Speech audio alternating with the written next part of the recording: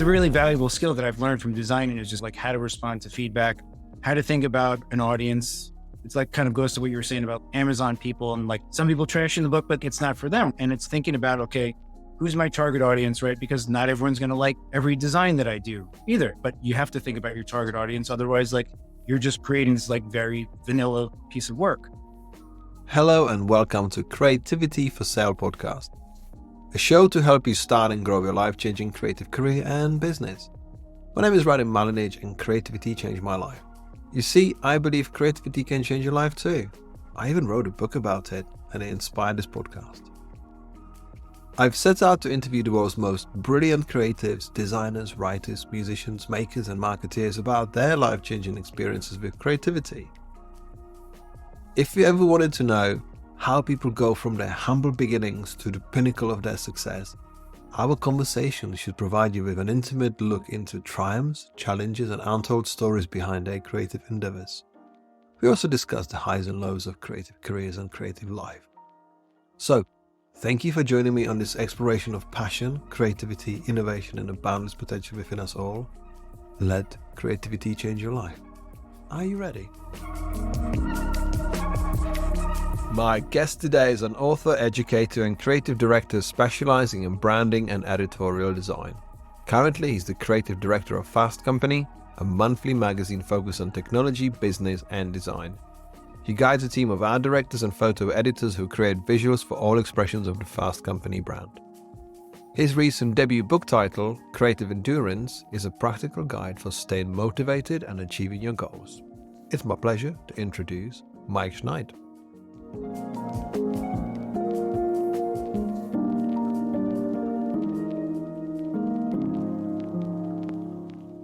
Hi Mike, welcome to the show. I want to congratulate you on your recent accomplishment of releasing your book called Creative Endurance. And I would like to use the word endurance as a topic of our conversation because I want to talk about how we got into publishing, how we got into what you do for a living, all sorts of stuff. So if you were to take us back, tell us what you do now and what's your sort of story. How did you get to it? Sure. I'm the creative director of Fast Company. I've been there for about 5.5 years. There I oversee the magazine, the website. We do a series of events. We do award programs, social media campaign, all sorts of other branding projects as well. So kind of a cross between editorial design and branding. I've worked in publishing for 20 years now. I'm actually coming up on my 20-year mark. Worked everywhere from Men's Health to Esquire to Popular Science, Entertainment Weekly. And I think I found that like when I was coming close to my 20-year mark, I started to think a little bit more about what I wanted to do with design. I think that a lot of us got into this field because we like making things. I think that's a commonality between most creative people. And I like as a kid, I loved making comics, and that kind of transitioned me into liking to make magazines because it was like printed material and the closest thing to making comics, right? But I would say 15, 16 years in to working in publishing, pandemic hit, and we saw like creatives were thinking a little bit differently about work. And we were we were a little bit more transparent and open about our problems. So I think from that, I had the idea that I wanted to create some kind of a book that could help people. Right. I never thought of I always wanted to write a book. Writing was always kind of a little bit of a side interest of mine. Never thought of myself as like a fiction writer. I always felt like I needed some kind of like function and purpose for writing. So one thing led to another. And I had this idea to write a book and use what I've learned through editorial design to make a book that felt very servicey for the reader. A book that felt like there was some kind of takeaway on every single page. A book that felt like a creative coach sitting by your side and just giving you a pat on the back and reassuring you and just giving you a little bit of advice. And that's really what led me to write Creative Endurance. Amazing. I've written 2 things. One of them was comics. And I really want to go to that early stage. When did you discover? Where did you live? What age? Because comics, they never really crossed my path, but I'm always fascinated when people say comics were something that they took up and used it as a sort of starting block. So where did comics come from? I mean, I'm an only child, so I spent a lot of time just sitting alone and just like, it sounds sad, but it was really a lot of fun just to sit around and just draw And I loved reading like Marvel comics, like X-Men and Punisher. And I was like a typical like guy in the 1980s, like reading stuff like that. From when I was a young kid, I loved taking like 8.5 by 11 sheets of paper, folding them in half, cutting them and stapling them into little mini comics.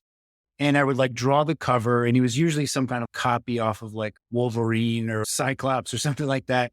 I draw the cover, and then I would just basically draw the inside. The cover was like my way of me holding myself accountable to like finish the comic. But I wasn't like the best at drawing, but I loved coming up with ideas. Like I was just like loved just the art of like, it was like nonstop ideas. Like I wanted to like, as soon as I drew the cover, I'm like, I want to finish this comic so I can move on to the next comic. So I would kind of like just speed through. And a lot of what I learned was from like copying. And my mom would give me $10 to go buy 2 comics at the store. And that was like my weekly allowance or whatever. And I would just copy comics. And then, it was funny because years and years later, when I was in college, it was like I found like I was doing it. The pattern was repeating again, but it was with magazines. And I was just like going to the newsstands. And like I would go to Tower Records, which is like a music store here in the US. And like early 2000s, it was like the magazine racks were just like wall to wall, tons and tons of magazines. And I would just go and just buy up all the magazines I could and bring them home. And I kept magazines in milk crates. And I found myself then just like copying art directors instead of comics. So that was like my education. Or when I was in college, it was like my second education from like whatever my professors taught me was like just emulating magazines and always just dreaming like, hey, these magazines have like cool celebrities on them, and magazines like Entertainment Weekly, like they look like comics. As far as I was concerned at that age, when I was still learning the typography and everything was just like, it was so exciting and so energetic. I was like, oh, this feels like the right thing for me. I love the parallel. And I think what you named your book, Creative Endurance, it almost seems like you were always destined to write a book, Creative Endurance, because to hold yourself accountable at such a young age, like I'm going to finish this comic, maybe from experience from mine, and I see my kids, like how they operate with creativity, and they kind of give it a start, but they're like, what's next? Maybe they're like too much of a sort of multidimensional absorbers, but I love that you kind of decided that you're going to finish it and kind of hold yourself accountable, which I think is fantastic. Yeah, I was very focused as a kid. That's amazing. I think that's where you are, exactly where you are today. But I can only sort of echo your point about the magazines in the year 2000 and in the early 2000s. I don't think we'll ever experience this ever again. I mean, there's still tons and tons of magazines. Obviously, you're working on one of them. But I think there was something in the air. Like I always say, like being a teenager in the 90s was the best thing on the planet ever. We'll never repeat that. And the publishing around the time, especially the early 2000s with the arrival of the internet and distribution, I think was really exciting. It was so exciting. And I like remember back then, like seeing Fast Company, because Fast Company came out in 1995. And then this was like 2001, 2002, when Patrick Mitchell was the creative director. And they were one of the few business magazines out there that were doing like type covers. And like they would do just these really bold type covers, like some kind of crazy, like neon orange Pantone color printed on top of like a gray background. And those caught my eye. And I mean, I can't say that back then I was like, oh, I'm going to one day be the creative director of Fast Company. Like it's, there's definitely not like any destiny happening there. But I do remember that was an early moment where I was like, oh, it kind of like made my heart sing a little bit. And I think it kind of makes sense to why like years and years later, like I've fallen in love with writing too, is like typography, like seeing the visual part of it was like my gateway drug into it. And then throughout my years of working in magazines, like as an art director, we work side by side with editors. So we're collaborators and we wear each other's hats sometimes, because in any kind of collaborative project, as a designer, you have to think a little bit like an editor and you have to allow the editor to think like you. So there's a little bit of like, okay, I have to let go of my ego here and not think that like I'm fully in control of design. But like through that, there's a trade-off where the editor will allow you to think a little bit like them too, because together we're creating stories, right? We're storytellers. So throughout those years of working with editors and writers, it's like, while I wasn't necessarily like coming up with the stories, I was absorbing, I was like a sponge, just like paying attention to how they came up with their stories. Because like, I'm kind of a quiet person when I'm not babbling on like this. And when I'm not talking, I try to really listen and be present. Sometimes it might look like I'm just drifting off. Like I'm fully there, and I was always fully there, just processing each draft that would come in of a piece of writing and thinking about, okay, How did it change? What is this editor thinking about? So when it came time to like produce this book and think about the structure of the book and think about how do I make this an entertaining read for my audience? It all felt like, oh yeah, okay. Like while it was daunting, I was like, okay, I feel like I got this. It's incredible. Did you pitch the project or did you get approached to write a book? How did it come about? Because you mentioned that sort of the pandemic hit and we decided to sort of, we looked into different ways of working.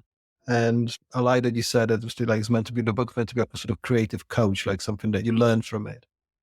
How did the concept come about and how did the book come about itself?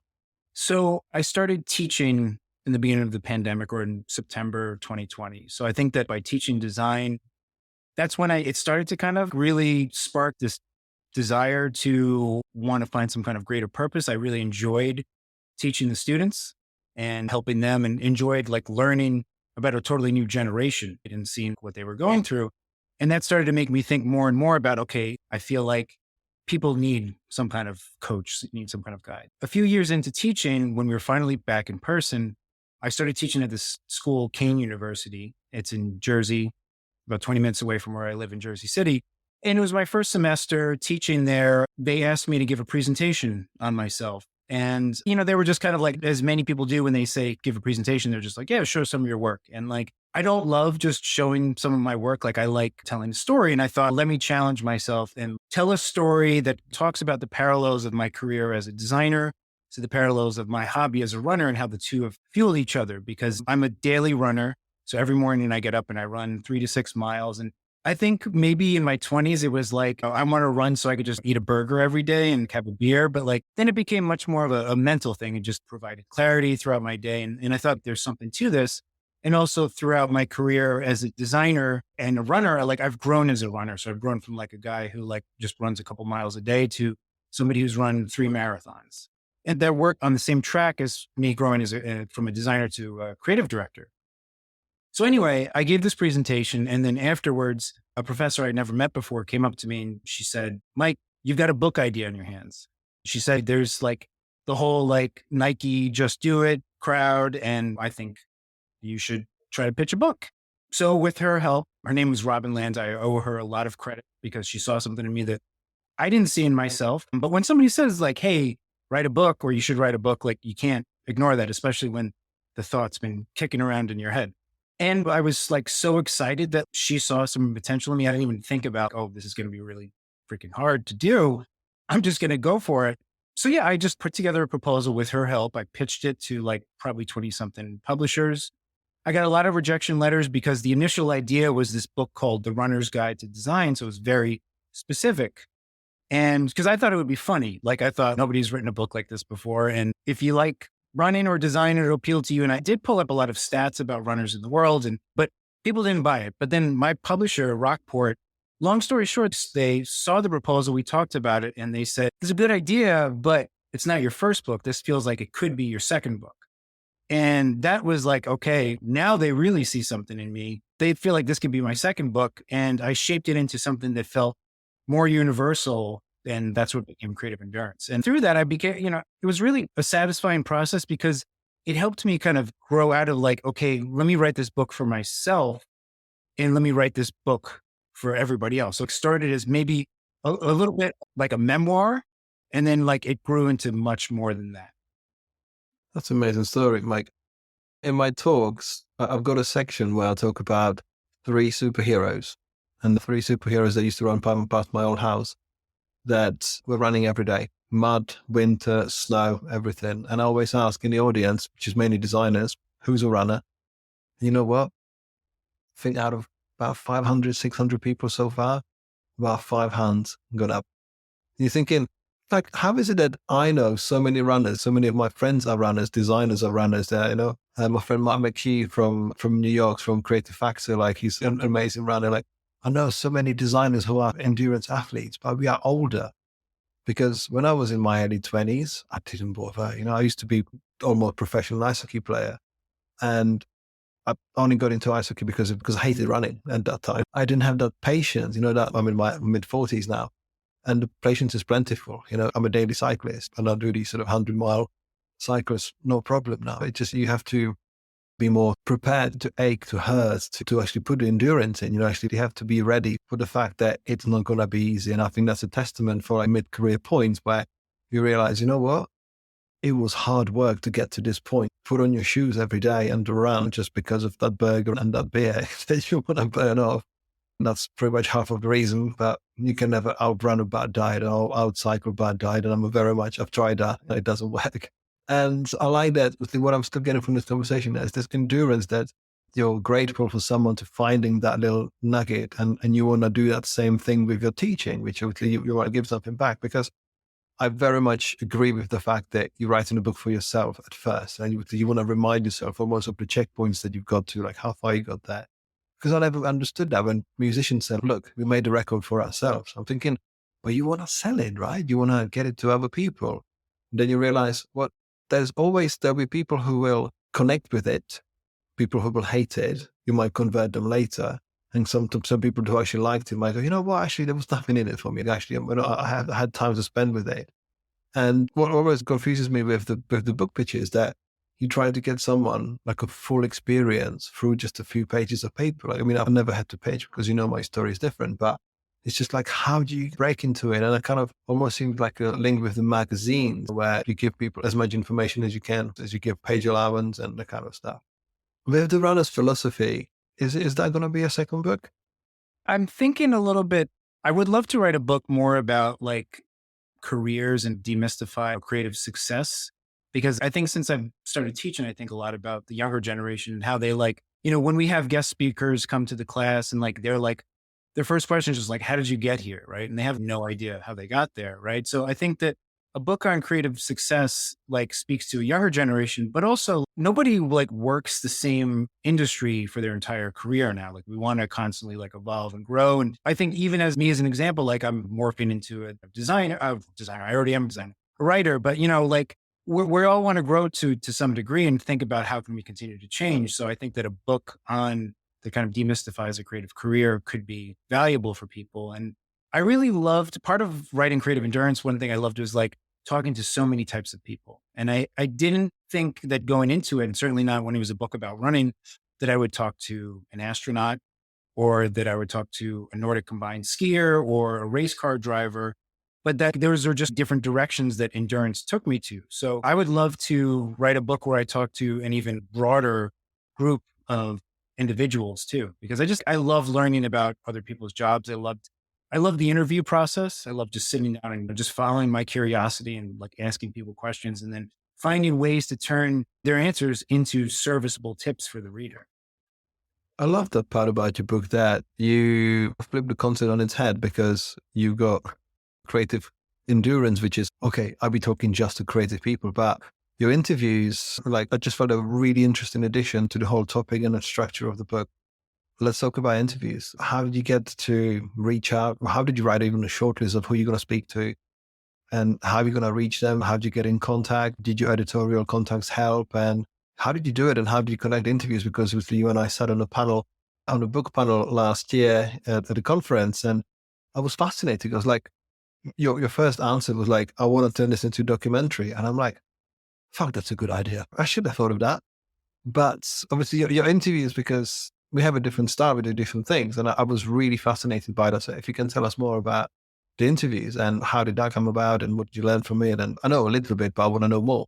Sure, 100%. Like I interviewed Molly Boz and I interviewed Dean Karnassus, who were two people that I literally just emailed out of the clear blue. And I said, hey, I'm writing a book on creativity. Can I interview you? Whereas I interviewed Jeanette Epps, who's a NASA astronaut.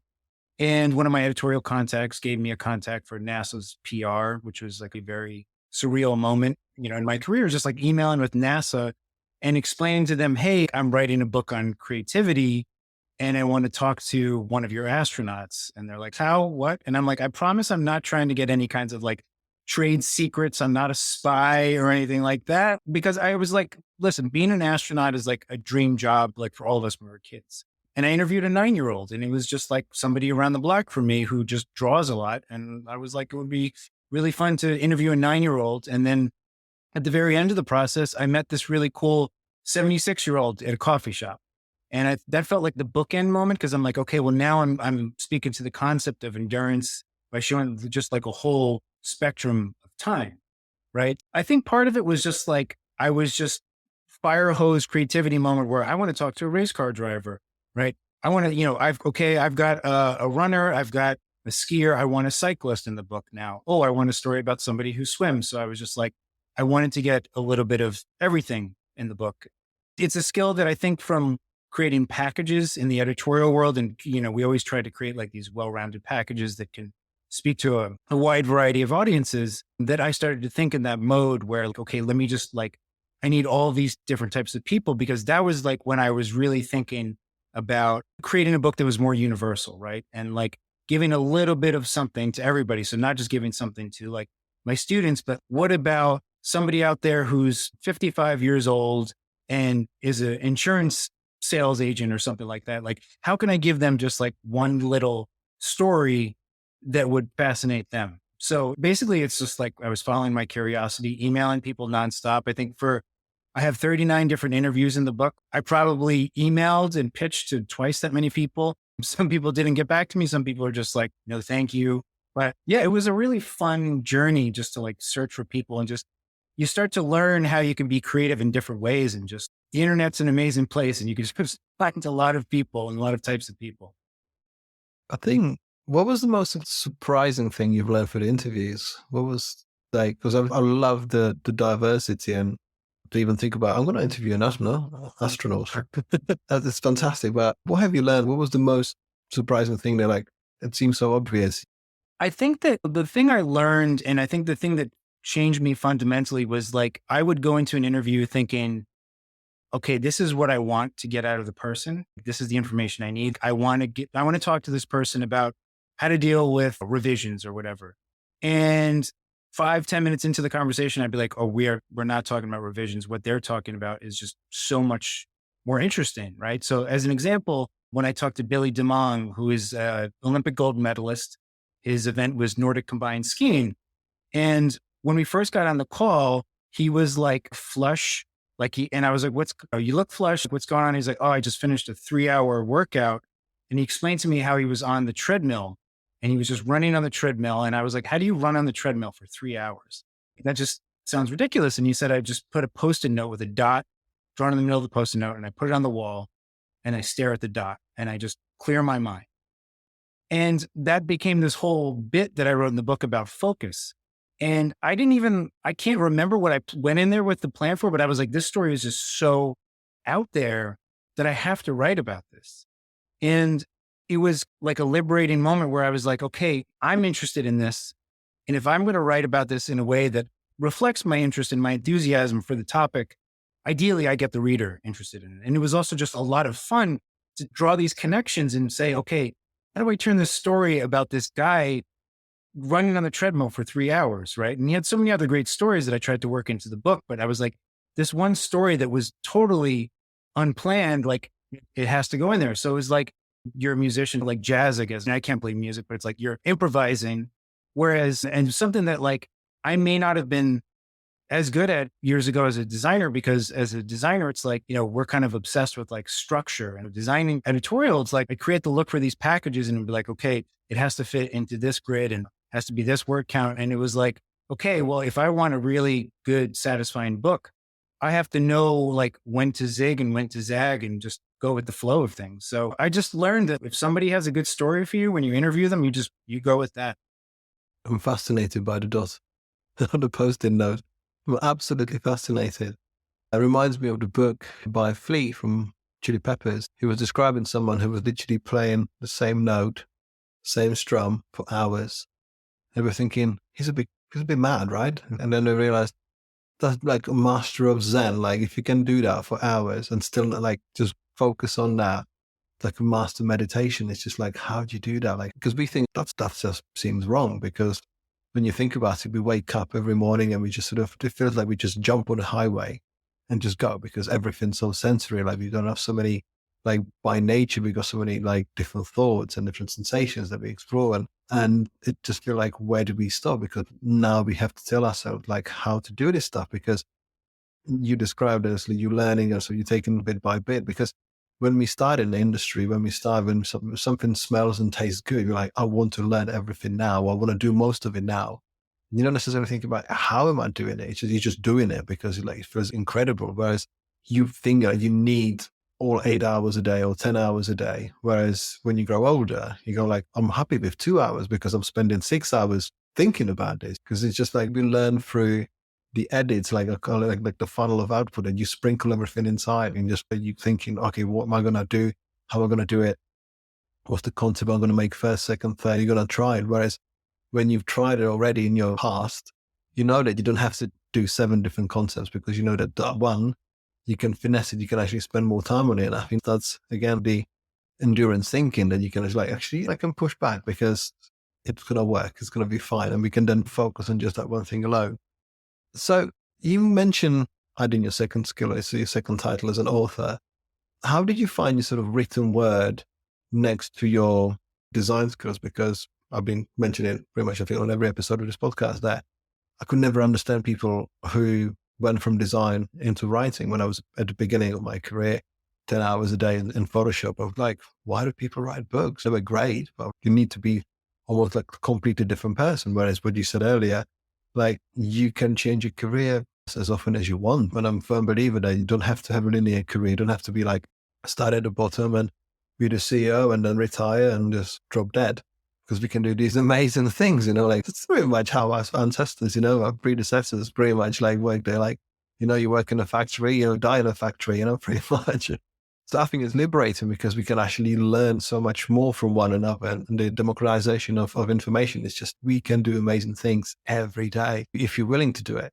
So you and written word, how did your environment inspire you? How did you find it? And did it start at the comics time? Did you know, were you writing already then? Or did you think about concepts? Was it something that you have to learn? I think that the earliest memory I have of actually enjoying writing was in college. I liked art history classes, believe it or not. I always loved compare and contrast essays that we would have to do because it was like, oh, okay, like this could be a really boring assignment or this could be a fun assignment if I just try to compare and contrast like two paintings that like totally don't feel like they're similar, right? And then convince my teacher that they are similar.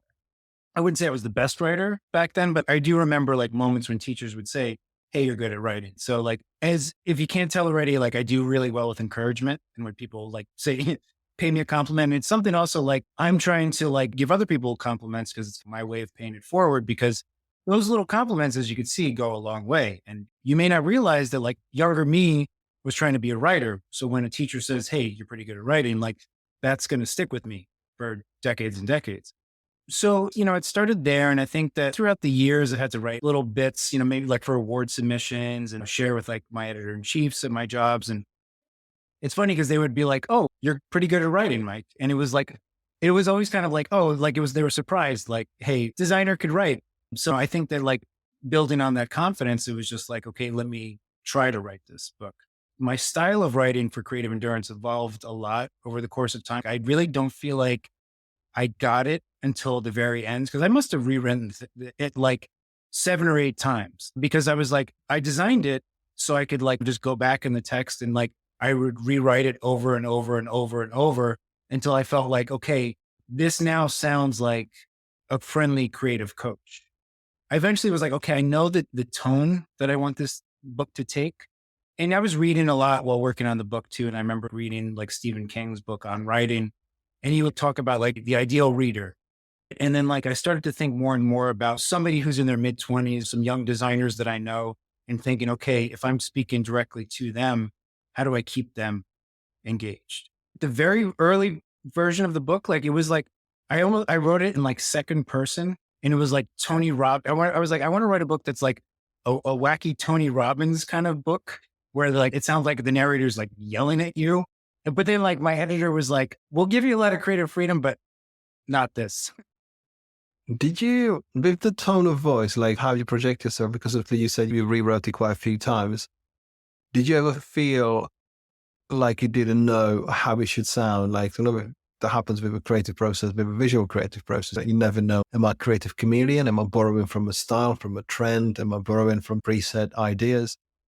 Because personally, I had a massive crisis about year and something ago when I was writing my 2 books, I didn't know what I wanted to do because I wanted to write my book on creativity for sale, like a comedy, like, hey, this is fun. This happens. This is going to be this. And the more and more notes I wrote was like, this is depressing. Literally, like, there's so much stuff that you try to tell people to avoid, and how, like, okay, this was a battle. This shouldn't happen. I shouldn't write on this client.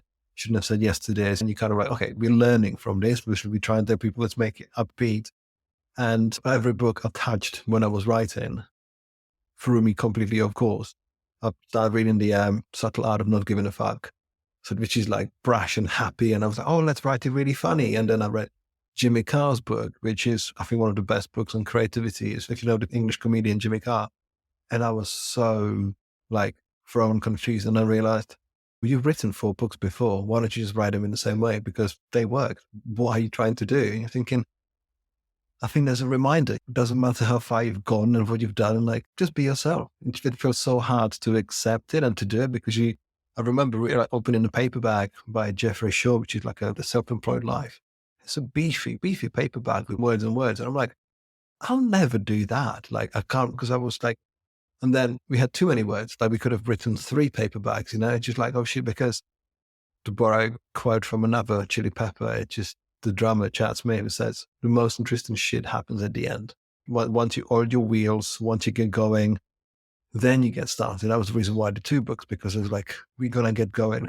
It wasn't as easy, but how, with your self-editing, let's talk about, I mean, again, there's an endurance. Like, if you say you've rewritten things 7 times, how much of an input of an editor did you have, and how much did you do on your own, and how did you do it?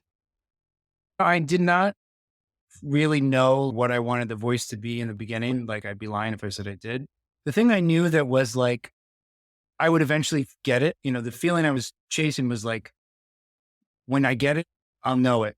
And it was kind of like, it was a gut reaction. Like, I know when this is right, when it's right. So I just rewrote it over and over. And I knew, like, towards the end, I was like, I don't know if this is going to be good or not. But then when it surfaced, I was like, okay, here it is. My editor gave me a lot of creative freedom, which was really nice, but it was also like a little scary, especially for my first one. So one thing that I found that worked for me was like, I shared it in different iterations or different stages with people, like designers that I know, creatives that I know. And it was funny because a lot of times, as soon as I shared it with them, I was like, okay, I know what's wrong with the book. And it's too late for me to pull it back from them. But it was like, because there was something for me about once it goes out there, like, it's now a product, and I start to think about it more of a product, and I kind of get out of my head and think, okay, I know what needs to be right. The other thing that I found that worked for me was like, I would force myself to just put it aside and not look at it, not read it for 2 weeks. And I think part of the benefit of designing and writing the book was like, I could just turn my eye towards designing for a bit. Cause like, you mentioned like all these like books that are like long and verbose, and I love books like that. I can't write a book like that either. And I actually designed like a version of this book before I wrote it, because that's what got me excited for it. And I was like, oh, I can see it. I was like a bit of like positive visualization. Like, I could see this book. Now I want to fill those pages with words. So I had like my design on one side, and then I had a Google Doc that I would work on the other side, because I couldn't do both. So I would just write in the Google Doc and then pour it into my layouts, and then see that the text was like 3 times longer than it should be.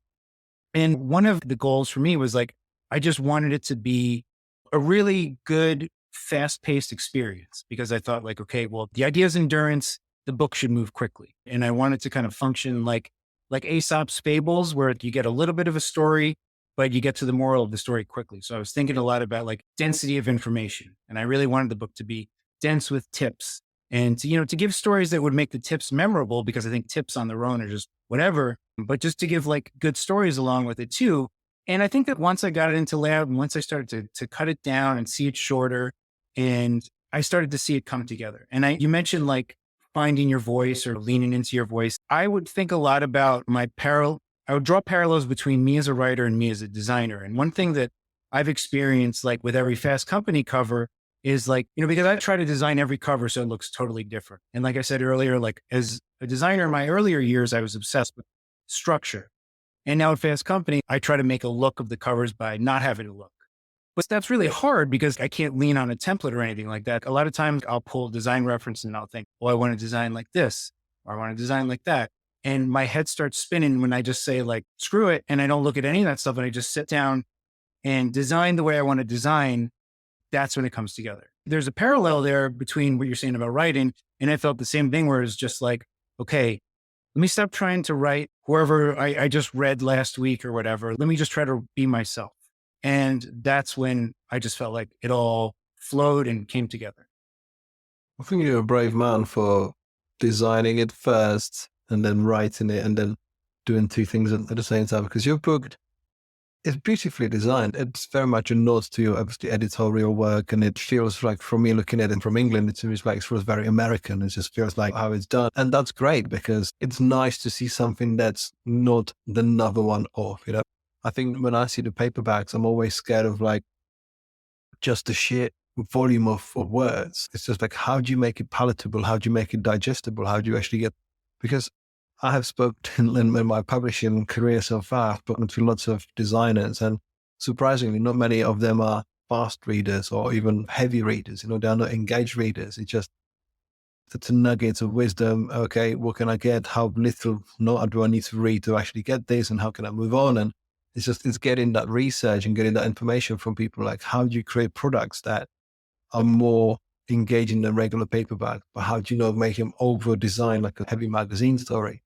So I love that you've kind of turned the concept on its head. And we're like, you know what? We're going to have sort of a hybrid, which I'm a big fan of hybrid, like everything that sort of makes me think differently, like music, which is a fusion of, jazz and death metal or whatever. And it's always, oh, you made me surprised. You made me feel something, because that's ultimately what we're trying to get from people. We want to make some people feel. So I salute you for the design and that, because yes, you start where it makes sense, because if you feel like you've hit a dead end, there's nothing worse than carrying on. You're not going to do it whilst you're on the run. Like, you're running a dead end. Like, well, that's it. Let's go back out and see what other perspective we can get. And with the wording, obviously trimming it down, that's masterfulness of its own. Like, going, what can we do to not overload people? With the rewrites, did it go through edit afterwards? Like, did you send it off and did you get something different back, or did you produce the final version? I mean, I did all the rewriting. The editor, in an early draft, he told me to not curse so much. Fair play. He said, don't curse if you don't have to curse. And I remember when I showed my dad an early version of it, he told me the same thing. He said, don't curse. So What were you cursing? I like to throw an occasional fuck or shit or whatever, just like for emphasis. I think a well-placed curse is like really powerful, because one of my goals for this was like to be honest. It was something that I had discovered when I gave that presentation, was like, I didn't want to just talk about a bunch of work and say, oh, this is great, because that's not relatable. So to be relatable, like, you got to talk about the hard shit that somebody went through to accomplish something, right? So yes, I took out the cursing, but I kept all of the honesty in, and that was really important to me. So yeah, I shared with friends, I shared with friends that are editors. I shared with friends that were not editors. People gave me really valuable feedback. It was so interesting to me to see like different people take away from writing. And I think now, even though like they say you're not supposed to read the reviews or whatever, like I've been reading the Amazon reviews, and just fascinating to see like what people like. Some people say, hey, the layout's really annoying. Some people say, hey, the layout's really good. Some people say the tips are good. Some people say the tips are fine. Whatever. You realize not everyone is going to be happy. And when you accept the fact that like not everyone's going to be happy, like it's a hell of a lot easier, right? And that's not to say that you should only make it for yourself. Like we were talking about like some musicians earlier, like you should think about it as a product for other people. But if you put yourself in the mode of, I have to make everybody happy, you're going to drive yourself to the drink. So like I had to step away from that mindset. But I found that I really enjoyed the process of sharing it with a lot of other people and getting their take on it. And it kind of became this social experiment for me, where like I was just connecting with people I hadn't talked to for years, whether it was like, hey, can you read this? Or, hey, do you have a contact at NASA? Like that part was really fun for me. I enjoyed the whole process. I mean, there were nights when I was like ticked off, and especially when I was like, I don't know what the hell this should sound like, or when I had to cut my own copy down by like 33%. But for the most part, it was a fun process. I have to say that unfortunately you've entered a world of reviews, and yes, oh my words, from personal experience, it's bewildering sometimes, because you feel like the more you try to help people only to get like a really nonsensical review, you're like, you've not read the title, you've clearly not read the book, you've read a few chapters, it doesn't make sense. And then you say, okay, well, how do you make yourself feel believe better? And I looked up actually today on Goodreads before we spoke. I was looking at some books which are very successful, sold a lot of copies, like Still Like an Artist. And on Goodreads, people are like more cutthroat than anywhere else. And they're like, Goodreads has got about 32,000 1- and 2-star reviews. Of course, it's got like 270,000 reviews, but that's 30,000 reviews. Imagine if you're like, when you're not ready, or when you're like, when you think about, I might take everything personally. That's a lot of people who think that your book is shit. But the book is not shit. It's just not for them, because if you want to speak to everyone, you're talking to no one. And it's just like double niching to people, because ultimately, if you get one person to say, you know what, Mike, you've changed my life. Like, I've actually taken something from this. That's what it is. For your personal experiences, I'm sure when you go back and think about the Marvel comics, that you used to buy like a $10 note, they changed you, how you felt and what you did. Of course, there were people who thought, oh, these comics are shit. This is garbage. Like, why do people make it? What's this about? And it's just that realization that that's what we need to learn, because ultimately we're looking for gratification from our creative process because we feel it should work all the time for everyone. Like, look, this is great, but not everyone buys Nike trainers. Not everyone wears Adidas. Not everyone likes Kanye. Or people still listen to Kanye. And we tell ourselves, like, we don't want that creativity in conflict. We want this to be a smooth path. Whereas we learn from the stuff, we learn. And you find yourself like, the more you try to help people, the more you will annoy people who will be annoyed by anything. But you will find that we will hit the people that actually need to speak to. They will take your advice, and that will be more worthwhile. So yeah, I think Seth Godin said that he hasn't read Amazon review for the last 12 years or something, because he's got nothing to learn from it. Like, fuck it, I don't care, like, it's out there, whatever. And with the medium of books, you can sneakily change and edit, you can improve layout. And you can see that which designers printed their first book because they got type against the gutter. And it's just that you learn from the process, but that's what makes it more enjoyable. And I always say one bad review is not going to derail a good product, and one good review is never going to make a bad product a good thing. So it's the yin and yang. But yeah, if there's one thing, don't worry about the reviews, because every book on the planet is littered with absolute idiots going, what's this? Tolkien, I don't believe nothing. What he's doing. Fascinating. Thank you for the insights. How long did it take you from start to finish, from that sort of encouragement to the finished product? I would say it was about like 14 months. Yeah. So it was a pretty, like all things considered, it was a pretty quick process. I would say I got a book deal within 3 months. I had another 3-4 months to write the full thing. But then, I continued to write it or rewrite it as I designed it. And I really have to like give my publisher a high five, because like they allowed me to continue to rewrite it and tweak it. And I'm sure I drove them mad, but I was like, the ideas are hitting me. I'm going with it. And I also just made it so I'm like, if you give me any changes, I will turn the changes around like very quickly. Like, I just made it so I'm like, I'm ideally the easiest person to work with, because you asked me to change something or tweak something. They really were very reasonable with their changes. It was more like shifting it and making sure it was like broad enough for a wide range of consumers. And I think like I work best with that too, is like if somebody gives me some feedback on a design or a piece of writing, and they keep it broad enough where like, okay, I can tell me the base problem and I'll solve it. And I think that being a designer, turned writer, it's a really valuable skill that I've learned from designing, is just like how to respond to feedback, how to think about an audience. It's like kind of goes to what you were saying about Amazon people, and like some people trash in the book, but it's not for them. And it's thinking about, okay, who's my target audience, right? Because not everyone's going to like every design that I do either, but you have to think about your target audience. Otherwise, like you're just creating this like very vanilla piece of work. So yeah, like I found that like responding to feedback from my editors was what helped propel me to actually like create something that was usable for an audience.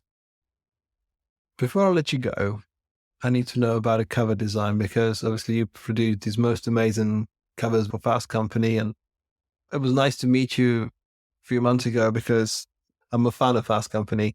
I've been linking articles in my newsletters for forever. And it was nice to meet you, because I really appreciate the work that you've put into it. When you talk about the covers, when you talked about the magazines just earlier, you said you tried to make them different. And the recent cover with Marcus was one of the another amazing ones. When it comes to book covers, how many book covers did you go for? Because from my experience, I say, especially working with musicians on their album covers, unless you've got 27 options, you haven't tried hard enough. You haven't explored, like you haven't tried hard. And with my personal experience working on my covers, even though we had the idea, it still took a year to finalize what we wanted to do. How was it for you, for someone who makes covers on monthly basis, to do a cover for your book? What was that? Was it a fight, or was it easy? It wasn't easy. There wasn't a fight, but I think it was an unexpected challenge because I was like, oh, like the cover is going to be the easiest part. I think maybe I went into it like patting myself on the back, thinking like, oh, I've done a bunch of magazine covers. Like book covers they're like the cousin of magazines. So I'm like, this will be easy. It was not easy because I had a lot of versions with like illustrations on the cover at first and like very kind of conceptual illustrations, like somebody running inside of somebody's head and stuff like that. And I think it was just like too much. And I was really, really trying to like not do a type cover. Like as much as I love type, but I think it was like part of me was like trying to like buck what I thought maybe some people would expect me to do because I love type so much. People just say, oh, Mike's going to do a type cover. So part of it was just like me making it hard for myself because I was just like fighting. I want illustration on the cover. At the same time, we were playing around with the name of the book. While I was fighting that, I was like, I do not want to change the name of the book. It was one thing that I was like I would dig my heels about because I was like, it has to be creative endurance. Cause I was like, I wrapped the whole conceit around it. And if the name of the book was creative resilience, right? Like having an astronaut and a race car driver and an ultramarathoner doesn't quite click, right? So it's funny how we can just hang our hat on like one little idea. I was like, at the same time, I designed probably about 100 different versions of the cover. And then also designing versions with different names too, because I was just like, you want more? You want more? I'll give you more. I'll give you more. I'll give you more. And then I did find that once we came to the final cover, when I saw it and printed it out and trimmed it, because of course I would print out every single cover that I made, I was like, oh, that's it. That's the cover. I wanted to ask you how we validate it, because I normally just make a literally thumbnail and make a screenshot of Amazon and just try to move it around. And I'll always look in a category because it's always going to be seen small. And you're like, what gives? Big type, small type, illustration? What would you do? Like, and honestly, you look at that sort of philosophy. And I'm thinking from a series perspective, like you never finish with just one book, the series will go on. Like I never thought about it that way from the beginning because I thought I was one and done at the beginning. And people said, another one? I'm like, maybe. And my first cover took literally 10 minutes because it was a piece of existing work and it just worked, it just clicked, job was done. Whereas I think with the latest two books, we tried 5 different illustrators, we tried different things. And sometimes I feel like you have an idea today, you set on the idea, you work on it, and the universe will catch up. You're like, hey, we've done 500 other options with similar stuff. Like illustration, especially with characters, is very popular right now. And we had digital illustrator doing other things before. So like things are moving fast and they grow in a volume until they just stop. And then something new is coming and we just grow a different trend. So did you actually print every of those 100 covers? Yeah, I wouldn't say I trimmed them all. I think like I trimmed the ones where I was like, oh, this one's like good. I'll trim this. Did I share all of 100 covers like with the publisher? No, like it was like, I don't want to share something that I think isn't good. When you're designing, you got to just like get out the bad pancakes, right? Like you just making crappy pancakes until you make the good golden brown ones that you're going to share with your publisher or your client or whoever. So I didn't share them all, but I used Miro, which is like a whiteboarding app. And I just would put all of my covers and all of my page designs on Miro in lieu of having a bunch of printouts all around my office and everywhere, because like my wife would kill me if like I had the book all over the house. But like, yeah, I would use Miro and just dump everything I had on there. And it was the same with like writing. I found there was a lot of value in like designing it quickly, putting it there, and then just not looking at it, stepping away from it. And then coming back to it a couple of days, and I'm able to look at it objectively and say, oh, like that's good or that's shit or whatever. So the cover was unexpectedly tricky, but looking back, I'm like, it's fine. It is what it is. I like that you said it was unexpectedly tricky. Now I think when we tell ourselves issues is meant to be easy, it's going to be okay, we always fall on our face like, no, what were you expecting? Because I think don't be pre-assured, because when it's presenting client work, like, hey, I think this is going to slap. This is going to be good. And they go like, what are you doing? This doesn't work at all. So I think I never print, I never put stuff around the house, but I normally get, when we sort of settle on the cover, I get the printers to make a dummy, which is like a book with blank pages. So you see like the weight and the size and the feel. And we sit with there and we try to use it sort of like early promo. And yeah, I just, when my wife says, what's that? Oh, that's good. It's like when you got that sort of, that outside perspective. And sometimes when she says, you shouldn't do that, I'm like, okay, I still do that. But yeah, I think everything you describe, I think you couldn't have named the book better, because everything you're doing and the process you described, it's all about endurance, is actually sticking with the idea, seeing it through. So it's amazing to see the link between your comics and holding yourself accountable to doing it through all that way. It's fantastic. And I'm so happy for you that you've made a book. It's out there. It looks fantastic. Everyone should get it. And it's, as I said, it's kind of like an outline, a category, because it does the same thing, which wants you to be better, do better, grow and learn and work on yourself. But you've shaken it up and you've done a fantastic job. So I'll be the first person to say, what's the second book?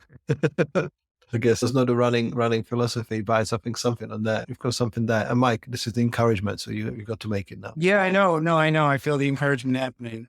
Again, I would love to write something that's about designing your most creative life, something like that, demystifying creative success. I would love to now challenge myself to write in longer form, not like I'm going to write a novel or anything like that, but write with a mix of lengths. Like creative endurance is very much about short, digestible bits. And I want to have that, but I also would love to write longer pieces too, write longer profiles about creatives. I've been taking writing classes too. So I've in my break in between books, because I feel like a second book is inevitable, because I feel like now that I know the process, I want to try it again. I'm taking writing classes, and just like little 6-week classes. I've taken a class in nonfiction writing and dialogue and character and plot. And I'm kind of this is my time now to be a student and to learn more about writing and getting charged up to jump into the second one at some point. I can tell you from the perspective of endurance, I think it took me 7.5 years before it all started making sense. It was oh, now it all makes sense. And, the longer, but I think that's just the key of life. The longer we do it, the more it makes sense. You might not be sometimes as excited or as energetic about it. You do make the right moves. You just basically, you pound once and you do it right. And I think, as I'm always full of quotes, I think it's Obama's quote who said, you know what? I'm not as fast as I used to be. I'm not as a rehash of a quote, but I know what I'm doing. I'm not going maybe as fast, but I know exactly where I'm going. And that's the key, you don't have to muck about and be silly about things. So Mike, thanks for coming on. So nice to talk. Nice to see you again and talk to you. And as I said, I'm looking forward to what you're going to do next, because this is the beginning. This is only the first one as the beginning. And yeah, thanks for coming on. Thank you. Thanks for having me.